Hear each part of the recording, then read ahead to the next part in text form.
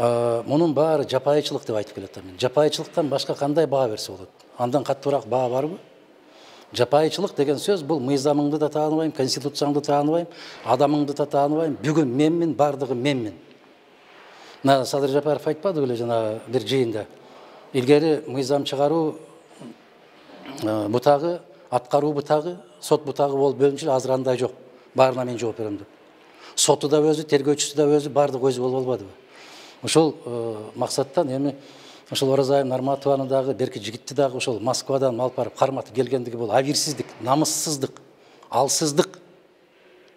Ушуну баарыңар билип турасыңар, көрүп турасыңар, сезип атасыңар өзүңөр. Жок сиз айтып бериңиз, жок сиз айтып бериңиз.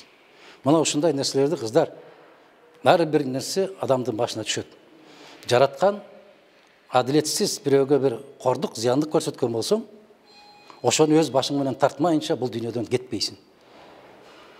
Бекем турабыз биз иншалла, бекем турабыз. Аллах насип кылса, бүт бардык ушул азаптардын бардыгын, ушул азап көрсөтүп аткандардын бардыгы өздөрү ушул азапты көрүшөт.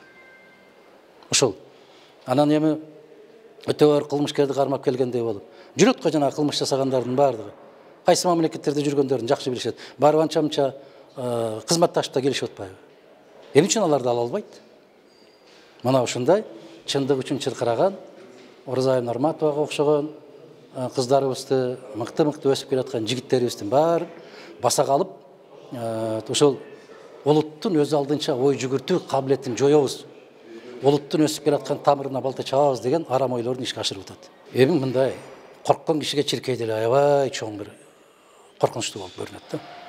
Ошол сыяктуу булар уктаса да, турса да, түшүндө дагы, өңүндө дагы өздөрү сыяктуу сезет да. Өздөрү ошондой болуп келген да. Кокуй ушундай болуп кетпесе экен деген чочулоолор бар.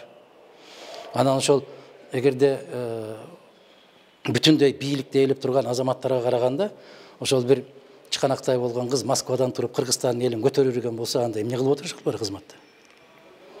Анда ошол Кыргызстанга ушунчалык таасири көп экен ошол кыздын, ошол кыз эле башкарып атат экен деп койсок болот, Ошол кыздын чакыруусу боюнча эле аянтка эл толуп эле анан ушул экөөнү алдына салып алып колап жөнөгөн болсо, анда бийлигин жерге кирсин. Өздөрүнө өздөрү күлкү болуп атпайбы, өздөрүнүн алсыздыгын көрсөтүп атпайбы? Мына ушундай.